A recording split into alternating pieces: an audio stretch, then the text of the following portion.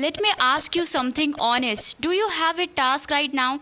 Something important that you have been putting off? Maybe it's a project, a phone call you need to make, a goal you keep saying you'll start next Monday.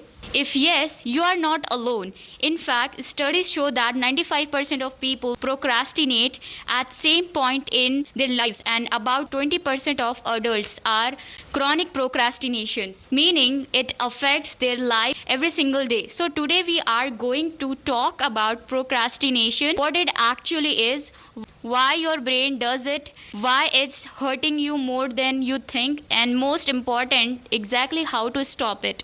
Let's understand what is procrastinate. Let's start with the definition. Procrastination means choosing to delay or avoid a task even when you know you should be doing it. The key word there is choosing. Procrastination is not about forgetting. It's not about being busy. It is a deliberate, even if unconsciously, decision to put something off. Here's the simple version. You have a task. You feel uncomfortable. You avoid it. You do something easier instead. And here's what makes procrastination tricky. It actually works in the short term. When you avoid something stressful, you feel relief immediately. Your brain gets a reward for avoiding the hard thing. That's why it's so hard to stop. Your brain has been trained to do it, but that relief is a lie because the task is still here and now it's worse. The science behind procrastination. Let me explain what's happening in your brain. There are two parts fighting each other. Part 1, the limbic system. This is the emotional pleasure seeking part of your brain. It wants to feel good now. It hates discomfort, boredom, and effort. The prefrontal cortex. This is the logical planning part of your brain. It knows what needs to be done. And key term, when you procrastinate, your limbic system wins the battle. It says that task is scary and boring. Watch reel instead. And your prefrontal cortex, the rational voice, loses. Here's the important insight. Procrastination is an emotional problem, not a time management problem. You don't procrastinate because you are bad at managing time. You procrastinate because you are trying to manage uncomfortable feelings like anxiety, self doubt, boredom, or fear. Once you understand that, everything changes. Why do we procrastinate? The 7 real reason. Let's look at the 7 most common reason people procrastinate. See which one sound like you. Reason number 1, fear of failure.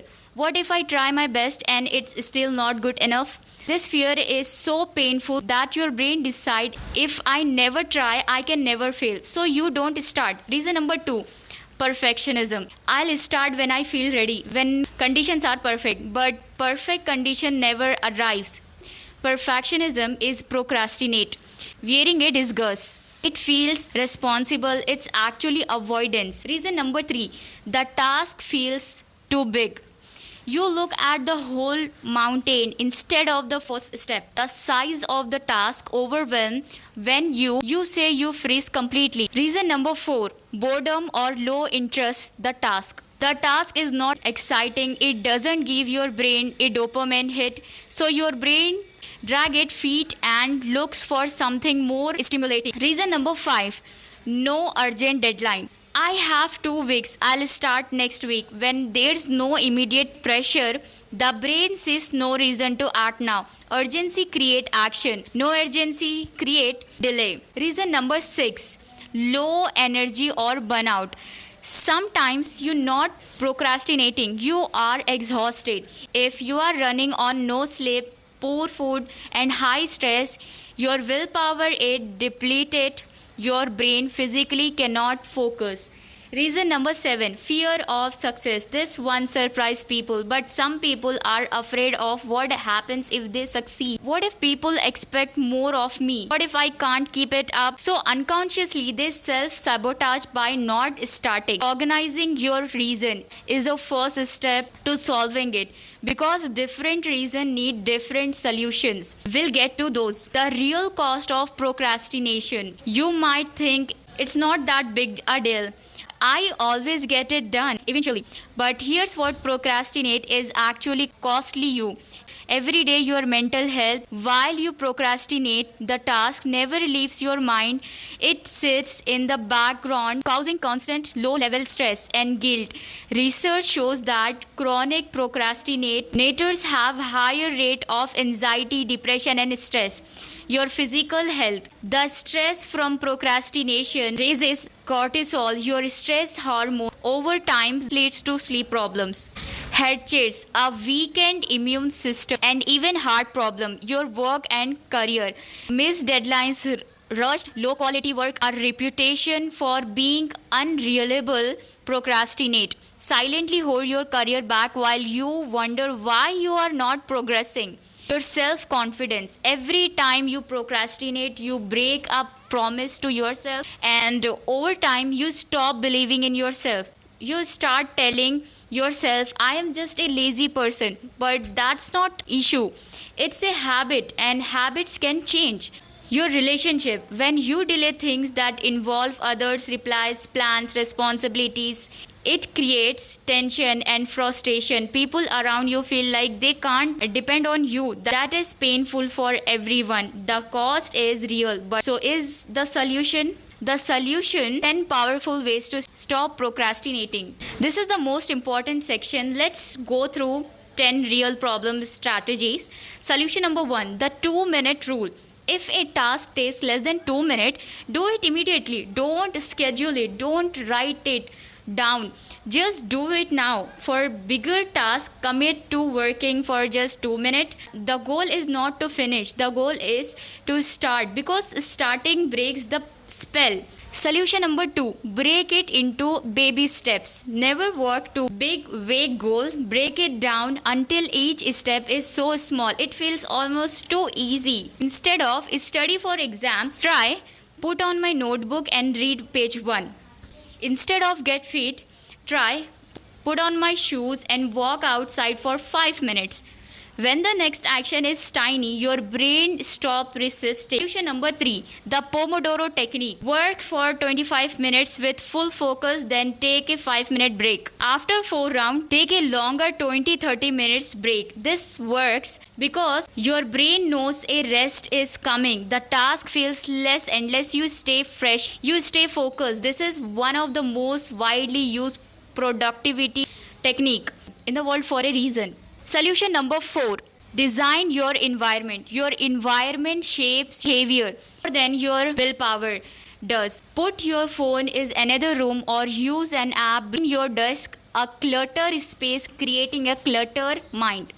Close every browser tab except the one you need. Tell people around you, I am working for the next hour. Please don't interrupt me. Make the right behavior easy. Make the distraction harder to access. Solution number 5: use if then planning. This is a research backed strategy. Instead of just saying I'll work on it today, sit is 4 p.m. then I will sit down and work on my project for 30 minutes. If I feel the to check my phone, then I will take 3 deep breathing first. Linking an action to a specific triggers in the moment are where procrastination wins. Solution number 6: use accountability. Tell someone your plan, a family member, I'm going to finish this by the Thursday. Check this with me. When someone else knows your goal, your brain takes it more seriously. You don't want to let them down. That social pressure is a powerful motivator. You can also try an accountability, someone who shares their goals with you, and vice versa. You check in with each other weekly. Solution number 7: identify and name your emotion. Before you sit down to work, try this. Ask yourself, what am I actually feeling right now about this task? Is it anxiety, boredom, resentment, overwhelm? Just naming the emotion weaken its power over you. You having the emotion weaken its power over you. Move from I don't want to do this, vague avoidance, to I feel scared wouldn't be good enough, specific and solvable. Once you know what you are really feeling, you can deal with it directly. Solution number 8: eliminate perfectionism. With a done is better than perfect rule. Give yourself permission to do it badly. That first time, write the message first draft, send the imperfect email, make the awkward phone call. The goal of your first attempt is not to be perfect. The goal is to create something you can improve. A bad first draft is infinitely better than a blank page. Tell yourself version 1 doesn't have to be great. It just has to exist. Completing your task. When I finish this report, I will watch one episode of my show. When I complete my workout, I'll have that coffee I have been wanting. Your brain runs on rewards. Give it one associate, work with good feelings. Solution number 10. Practice self-compassion. This might be the most important one of all. Research by doctor found that people who forgive themselves for procrastinating are actually less likely to procrastinate in the future. When you are harsh on yourself, I am so useless, why can't I just do it? You create shame, and shames make you want to hide and avoid, which leads to more procrastination. When you are kind to yourself, I struggle today, that's okay, I'll try again. You feel safe to try again. Self compassion is not making excuses, it is giving yourself the same kindness you would give a good friend. And it is one of the most powerful tools for lasting change. Your daily anti procrastination plan. Here is a simple diary routine you can start today. Morning 5 minutes, write down your 3 most important tasks for the day. Pick the hardest one, that's your first task. Before you start working, clear your desk, put your phone away, set a 25-minute timer. During work, use the Pomodoro method, work 25 minutes, rest 5 minutes. When you feel resistance, name the emotion, take one tiny step, commit to just 2 minutes. End of the day, 5 minutes, write down what you completed, celebrate it. No matter how small, write tomorrow 3 tasks. That's it. Simple, consistent, effective. Quick tips and reminder. A few final things to remember. You don't need to feel motivated to start. Action creates motivation, not the other way around. Progress beat perfection, always. One small step today is worth more than a perfect plan you never start.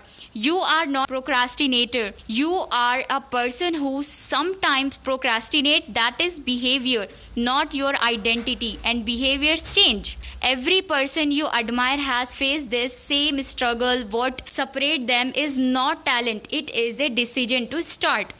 Anyway, procrastination is not your enemy. It is your trying to protect you from discomfort. But a comfortable life that avoids hard things, it's not the life you want. The life you want is on the other side of task you have been avoiding. So here's your challenge. After this end, pick one thing you have been putting off, just one, and do the first small step right now.